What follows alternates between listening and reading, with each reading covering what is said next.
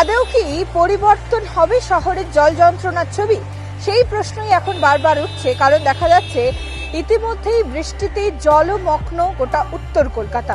নমস্কার, news time ডিজিটালে আপনাদের স্বাগত। আপনাদের সঙ্গে এই মুহূর্তে রয়েছে আমি প্রীতি, এবং এই মুহূর্তে দাঁড়িয়ে রয়েছে একেবারে ঠনঠনিয়া কালীবাড়ি এলাকায়।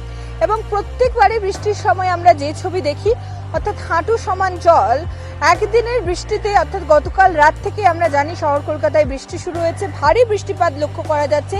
সেই বৃষ্টিতে আবারও কিন্তু সেই একই ছবি লক্ষ্য করা যাচ্ছে ঠনঠনিয়া কালীবাড়িতে। আমি ছবিটা দেখাতে বলবো আমার চিত্র সাংবাদিককে।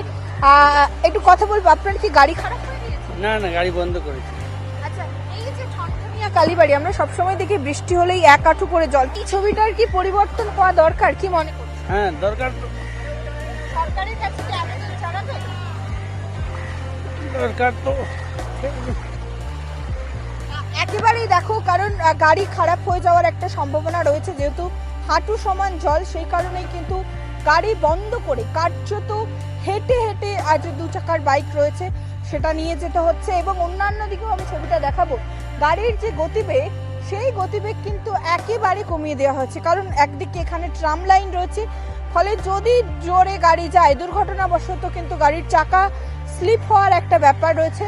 ফলে স্বাভাবিকভাবেই বৃষ্টিপাতের কারণে কিন্তু একেবারে ঠনঠনিয়া কালীবাড়ি, সেখানে কিন্তু এই মুহূর্তে দুর্ভোগের ছবি।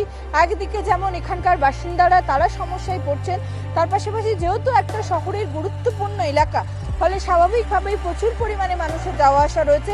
ফলে 8 থেকে 80 প্রত্যেককেই কিন্তু সমস্যায় পড়তে হচ্ছে এই জল যন্ত্রণার জন্য। এবং ঠনঠনিয়া কালীবাড়ি সেটা কিন্তু এই জল জমার জন্য একেবারে বলা যেতে পারে বিখ্যাত, কারণ আমরা দেখি শহরে সামান্য বৃষ্টিপাত হলেই কিন্তু এখানে জল জমে। তবে এবারে দেখা যাচ্ছে জল জমার পরেই মন্দিরে জল প্রবেশ করেছে। তবে ইতিমধ্যেই পুরসভার পক্ষ থেকে হাইড্রেনগুলি খুলে দেওয়া হয়েছে, তার পাশাপাশি ইতিমধ্যেই পাম্পও কিন্তু চালানো হয়েছে। তবে তারপরেও ছবিটার কিন্তু কোনো পরিবর্তন হয়নি।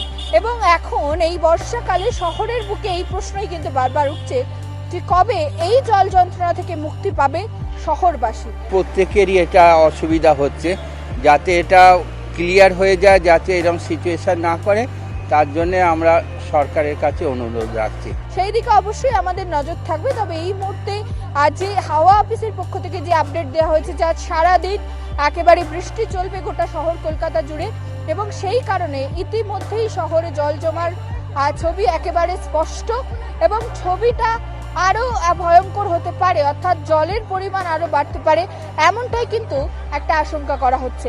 ক্যামেরায় তাপসের সঙ্গে report, news time Bangla, Kolkata.